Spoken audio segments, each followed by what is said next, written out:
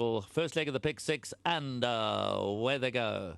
Uncle Lance made a real mess of the start and loses quite a few lengths at the break. Ramsey came away well with King Cyrus towards the inside. Matchless Captain and Alma Mater prominent in the centre. Vindicator also showing plenty of early speed. They make it about a line of 5. Mama's Boy tucking in just off the early speed with Candyman. Over towards the outside, Master of All Eyes Survey is also quite prominent as they come down towards the 600 metres mark.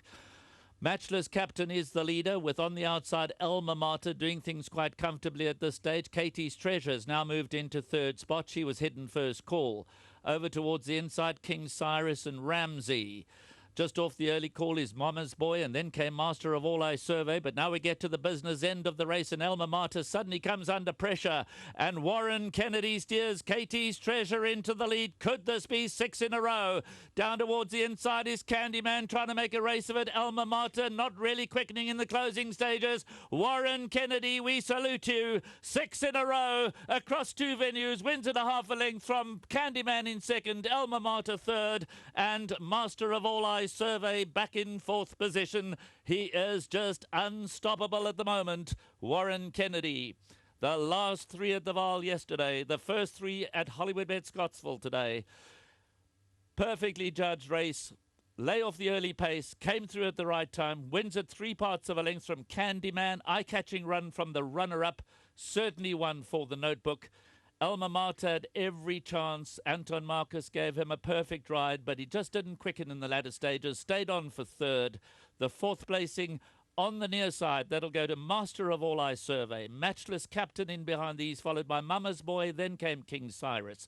Further back to He Will Reign, then Fire on the Track.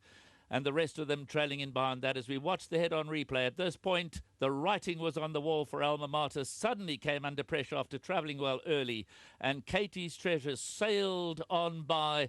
And at that stage, you could put the number in the frame. Candyman did give some cheek over the closing stages. But in the end, it was a 3/4 of a length victory for number 5, Katie's Treasure, in the opening leg of the pick 6 here at Hollywood Bet Scottsville. As we greet you for the time being and hand you back to the Teletrack studio in Ravonia.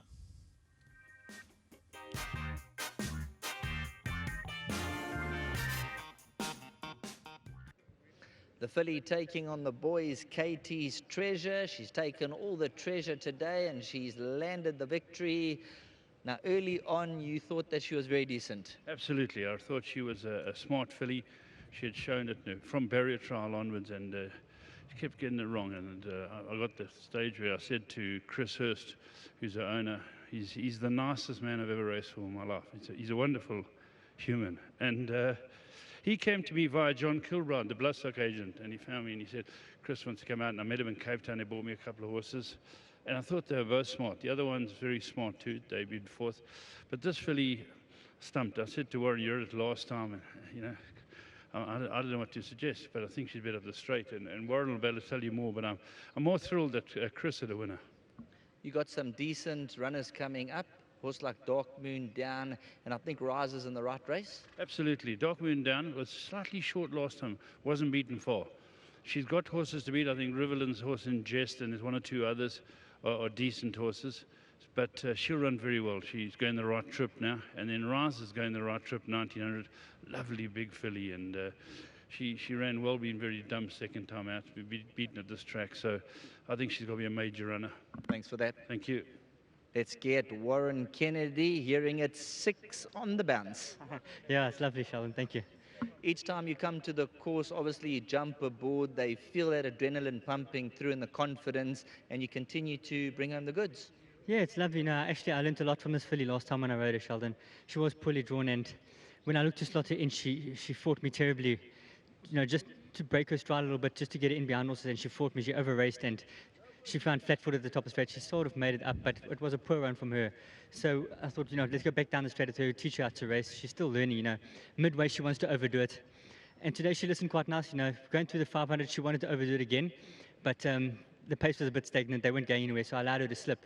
She needs a couple more runs down the straight to learn a bit. She will probably go 14, but at the moment we'll leave her down the straight. I think she's got 1 or 2 more left in her. It was a good win today. She ran to the line, so there's no reason she should stop here.